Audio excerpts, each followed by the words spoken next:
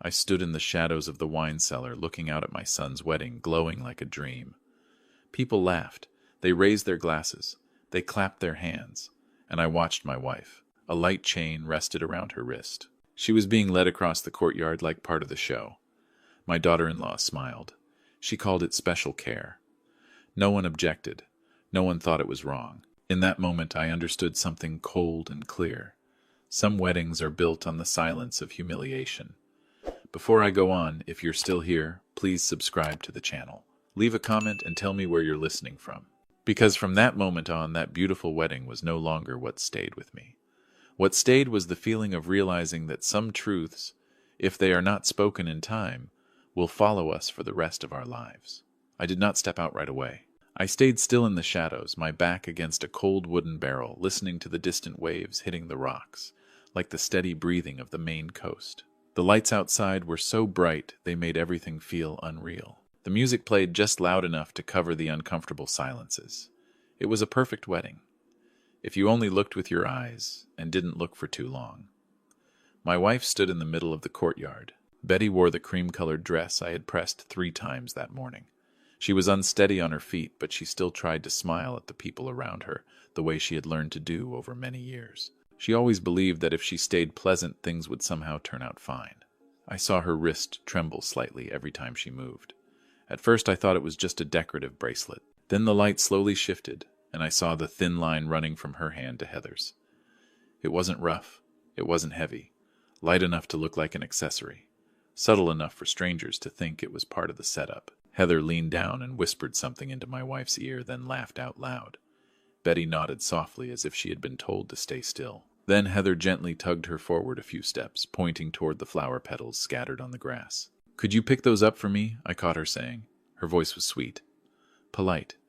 Exactly the kind guests tend to like. Betty bent down. Slow. Awkward. A few people chuckled. Someone clapped. They thought it was a cute moment. A creative idea for an outdoor wedding. A way to include an older woman in the ceremony. I knew my wife didn't understand what was happening. She was only doing what she was told the way she did when a nurse asked her to sit down, or when a store clerk reminded her not to forget her purse. There was no fear in her eyes. Only a familiar confusion. That was what took my breath away. Jason stood nearby. My son wore an expensive suit, a glass of wine in his hand, nodding and greeting everyone he saw. He didn't look at his mother. He didn't look at me. His eyes were busy with handshakes, congratulations, and relationships he believed were his future. I remembered the message he sent that morning while I was helping Betty button her dress. "Dad, don't take Mom out too much today. I don't want any trouble. No concern. No worry. Just a clean request like reminding someone to lock the door." The music shifted to something more upbeat. Heather turned, slipped her arm through Jason's, and pulled him into the center of the courtyard to loud cheers. The thin line still kept Betty tied to the long table nearby, as if she were a fixed object that needed to stay in place. A woman standing close to me whispered to her friend that the bride was so thoughtful for being able to manage her mother-in-law at a crowded event like this. I felt my own hand start to shake, not from sudden anger, but from something heavier. A feeling of being pushed outside, as if I were watching a world I no longer belonged to. A world that was bright, polite, and completely comfortable with an older woman being treated like a prop as long as the party stayed smooth. I stepped further back into the darkness. No one noticed. No one looked for me. I wondered what I had missed over all these years. When my son learned to see his mother as an inconvenience. When he came to believe that other people's silence meant consent. Betty looked up, searching for me. Her eyes moved slowly across the crowd, then paused at the empty space where I was standing. I wasn't sure if she recognized me. But I was sure of one thing. If I stepped out at that moment, I would destroy what they were calling happiness. And then I understood the most bitter paradox of that day. At a wedding meant to honor family, the only thing truly forgotten was the family itself. I couldn't step into the courtyard then, not because I was afraid, but because I needed to understand where I stood in this story. I turned my back to the lights and followed the narrow hallway toward the rear of the estate. It was quieter there. Just the sea wind and the familiar smell of damp wood. In that silence, the things I had been avoiding for months began to line up into a clear, unbroken line. I remembered the day Jason told me he wanted to do something big. He stood in my old workshop, the place that once echoed with saws and hammers where I had worked for nearly 40 years. He said the coastal real estate market was rising, that this was a once-in-a-lifetime chance. I looked at Betty. She was sitting by the window, half in the present, half lost in old memories. She held my hand, as she always did, and said, "If our son needs it, we help." So we sold the boatyard. We sold the things that had been part of my life longer than almost any person. $500,000. Every dollar went straight into the seaside estate, under Jason's name. He spoke as if it were temporary. "I'll take care of you later, Mom and Dad," he said. I believed him, not because I was naive, but because I was his father. Heather appeared around that time. She always knew how to arrive at just the right moment. Every visit she spoke softly to Betty. She always called herself your daughter. She always seemed patient, but her eyes never stayed on the person in front of her. They moved across the house, the furniture, anything that could be turned into value. I had seen eyes like that down at the harbor. People who look at a boat not because they love it, but because they want to know how much it will sell for. Then the papers came. Jason said they were just to make things easier later. Medical power of attorney. Asset management support. He used terms I didn't know. He spoke fast, as if afraid I might ask questions. Heather sat beside him, nodding, sometimes placing a hand on his shoulder as if reminding him to stay calm. Betty signed. She signed because she trusted her son. I signed because I didn't want noise in the family. From that day on, the way they looked at us changed. Slowly, but clearly. No more questions. No more explanations. Decisions were announced, not discussed. We were arranged a place to stay. We were advised to limit our outings. I began to understand that in their eyes we were no longer parents. We were a risk to be managed. The night before the wedding, I didn't sleep. Betty went to bed early as usual. I sat in the downstairs hallway, where the lights were dim and no one passed through. When Jason and Heather entered the dressing room, they didn't fully close the door. I wasn't trying to listen. I just didn't leave in time. Jason spoke in a low, emotionless voice. He said everything was ready, that after tonight they would wrap things up cleanly. Heather laughed. Not a happy laugh. It was the sound of confidence, of someone who believes they have already won. She talked about a place far away, low cost, few questions, about closing the door on the past to open a new life. I stood there gripping the wooden railing and realized a truth harder to swallow than anything happening in the courtyard. My son was not being deceived. He was cooperating. He was not being manipulated. He was choosing. When I returned to the reception area, the lights were still bright. The music was still steady. No one knew, or no one wanted to know, that behind the congratulations was a plan already in place. Betty was still there within my sight, still obediently following small instructions. Each step she took pulled me years backward to the days when I held her hand along the docks, when she still remembered the name of every boat. I understood that if I stayed silent any longer, that silence would become evidence against us. But I also knew I couldn't react like an angry man. I had lived long enough to know that direct confrontation only makes doors close faster. I needed time, and I needed to keep Betty safe, at least for now. Outside, the wedding went on as if it were the most important thing in the world. And inside me, something else was forming. Slowly, steadily. Not anger, but a resolve to make sure our story would not end in darkness and someone else's arrangement. I returned to the reception as the sky grew darker. The lights were turned up, making everything look artificially bright. The music shifted again, faster and happier, as if to carry everyone away from any thought too uncomfortable to name. I looked for Betty first. She was no longer in the center of the courtyard. I found her on the right side, near a long table covered with a white cloth set close to the edge of the stage. The hem of her cream dress was stained dark. A glass of wine had just been spilled. Whether by accident or on purpose, I didn't need to guess. Heather stood there leaning in, speaking to someone she called a support staff member. They moved quickly, efficiently, like they had rehearsed it. Within seconds, Betty was guided away from the main walkway and seated on a chair tucked into a shadowed corner. I walked faster. When I reached her, I saw that the thin line was no longer attached to Heather's hand. It had been secured under the leg of the table, low enough that no one would notice, hidden enough that Betty couldn't get up and walk away.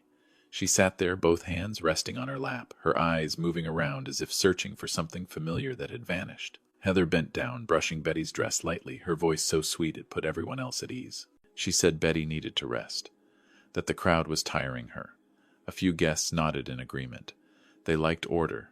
They liked things being handled. I said Betty's name. She looked up, and in that moment I saw confusion turn into relief. She recognized me, or at least the feeling of safety that came with me standing there. I bent down and placed my hand on her shoulder. I reached for the line. Jason appeared right then. He didn't raise his voice. He didn't have to. He simply stood between me and Betty just enough to keep others from noticing. He said I was making things awkward, that I should trust their arrangements, that this was not the time to draw attention. I looked at my son. I waited for hesitation. For a small crack in his confidence, I saw none. Instead, I saw the impatience of a man afraid his plan might slow down. He placed his hand on my chest. Not hard, but firm enough to push me back one step. No one saw it as a problem. In the noise of music and laughter, one step back by an old man meant nothing. I understood then that I was standing in front of an invisible wall, not built of brick or stone, but of circumstance and quiet cooperation. I stepped back, not because I accepted it, but because I needed to see the full shape of the trap. I walked around behind the estate, where the door leading down to the basement stood slightly open. It was dark and cool there. The damp smell of stone and old wood reminded me of shipholds from long ago. I wasn't looking for anything. I just needed a place to breathe. But as I stepped down a few stairs, I heard voices. Heather's voice, no longer gentle, no longer controlled. She spoke fast and sharp, like someone celebrating a victory too early. Another man answered. I recognized him as the best man, the one who had stayed close to Jason all evening. Too close. I stood still in the dark. I wasn't trying to eavesdrop, but they spoke too clearly. Heather said everything was done, that Jason would sign the final papers within the week, that this house, these connections were just stepping stones. She laughed when she mentioned how Jason believed he was building a family. There was no joy in that laugh, only the carelessness of someone who thinks no one can touch her. The man asked about the good son. Heather said Jason would be handled later, that once he was no longer useful, he would be nothing more than a name on paper. I heard the coldness in her voice, the kind of coldness that belongs to someone who has never seen people as people. I didn't go down any farther. I didn't need to. I had heard enough. I turned back, my heart beating slow and heavy. On the way back to the reception, I pulled my old phone from my pocket. It wasn't shiny. It wasn't fast. But it still worked. I turned on the recorder not to seek pity, but to hold on to something they would not be able to deny. When I returned to the corner, Betty was still there. She was exhausted. Her head leaned to one side, her eyes half closed. The line was still there. I knelt in front of her, blocking her from other people's view. I whispered that I was here. She took my hand. The grip was weak, but strong enough for me to know she was trying. Heather appeared behind me. She said I was making things messy, that I should let adults handle adult matters. I didn't answer. I stood up and looked straight at her. For a brief moment, I saw irritation flicker in her eyes. Not because I threatened her, but because I was no longer invisible. The music swelled again. A new performance began at the center of the courtyard. Every eye was pulled away. I understood then that they believed they had hidden everything well enough, that the basement would stay a basement, that the corner would stay a corner. But for me, everything had changed.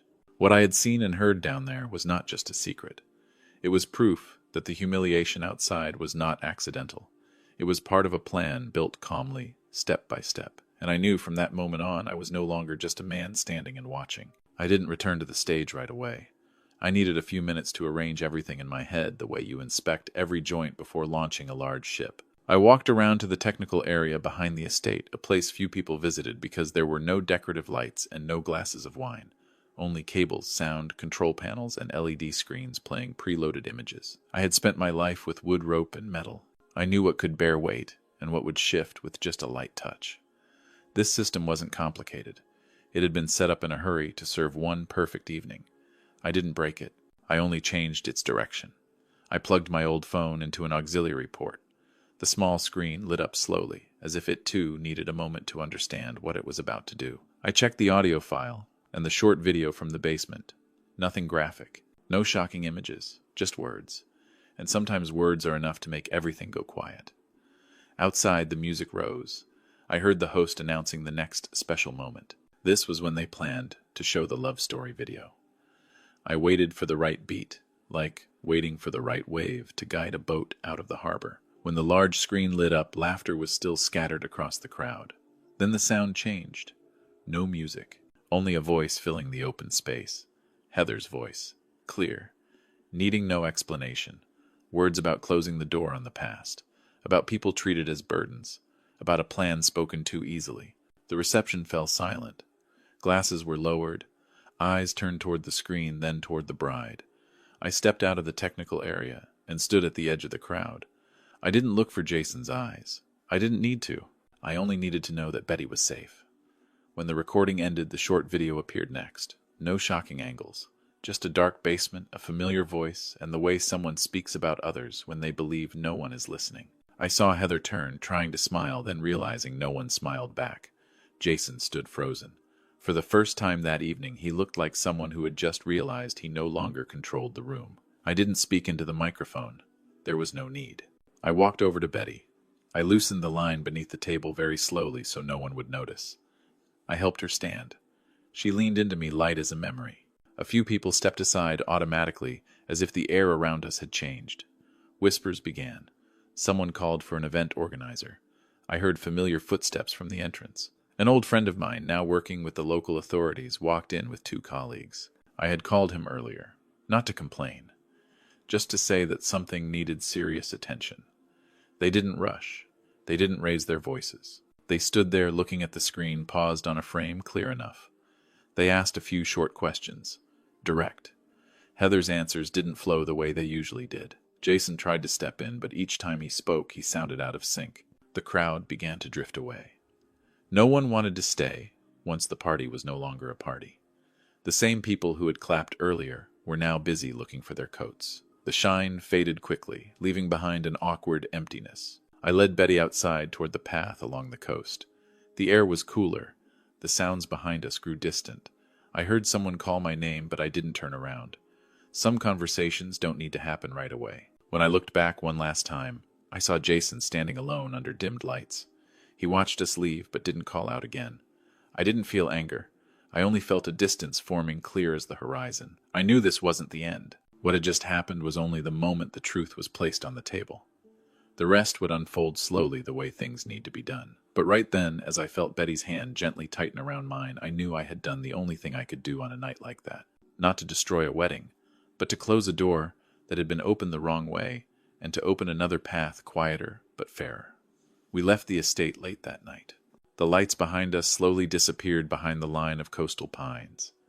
I didn't look back again. There are places that once you walk away from them, you don't need to carry their memories with you. Betty walked slowly, but her steps were lighter than before. I matched my pace to hers the way I had for many years so she wouldn't feel like she was being led. The days that followed were quiet. No music, no lights, only brief phone calls, formal letters, and procedures that needed to be completed. I won't recount every detail. I simply did what needed to be done in order, like repairing a damaged ship, removing each piece that had been fitted wrong, putting back what belonged in its proper place. Heather disappeared from our lives faster than I expected. She left behind cold, empty spaces, but no one tried to fill them. Jason was different. One afternoon he came to see me while I was sitting on the wooden bench in front of the house, watching the tide rise and fall. He stood there for a long time before speaking. No excuses, no blame, just a request for a chance to talk. I listened. I didn't interrupt. I let him say everything he had been carrying. When he fell silent, I told him that some mistakes can't be undone, only continued from a different direction. I made no promises. I didn't close the door completely either. I only said that things take time, and that silence is sometimes a necessary part of repair. The seaside estate was sold. I didn't keep something built on manipulation and disregard. The money didn't make us wealthy, but it was enough for something Betty and I had talked about long ago, back when her memory was still clear. We created a small fund to support older people who are losing their ability to make decisions, so they wouldn't have to depend on the unpredictable kindness of others. I didn't name the fund after myself. I named it after Betty, not because she needed honor, but because she represented those whose voices are no longer loud enough in rooms full of power. When I signed the final papers, she sat beside me and asked what we were doing. I told her we were helping people like her. She nodded, satisfied, then asked if I had eaten dinner. Our life became smaller. No more parties, no more social gatherings. We moved into a smaller house, closer to the sea, Every morning I walk Betty along the shoreline. Some days she tells me about a trip I don't remember. Some days she asks me my name. I answer each time as if it were the first, without impatience, without explanation. Some afternoons when the sun sits low, she holds my hand and says she feels safe. She doesn't know why. She just knows the feeling is familiar. In those moments I say nothing. I only squeeze her hand gently so she knows I'm still here. I think often about that wedding night, not with bitterness, but as a marker in time. It taught me that glamour can hide many things, but not for long. It also taught me that silence has a cost, and sometimes that cost is too high if paid at the wrong moment. Jason calls from time to time. Our conversations are short, about the weather, about work, about things that don't hurt. I don't know what the future holds. I only know this: I will never again let convenience or ambition decide in place of kindness. One morning, when the sea was calmer than usual, Betty stopped and looked at me for a long time. She asked how long we had been married. I told her the number spoken out loud. She smiled as if hearing a good story. Then she said she was lucky. I asked why. She said because there was someone who always held her hand, whether she remembered or not. I looked out at the ocean, where the waves continued their work without needing an audience. I thought about the castles that rise and fall in a single night, and I understood that in the end what remains is not the lights or the applause. It is the hand you hold when everything else has gone quiet. I'll end the story here. If this story touched you, please subscribe to the channel, tap like, and share it so others can listen too. Sometimes a story isn't just for entertainment, but to remind us that money and status may come and go, but how we treat our family stays with us for a very long time. Be kind while you still can.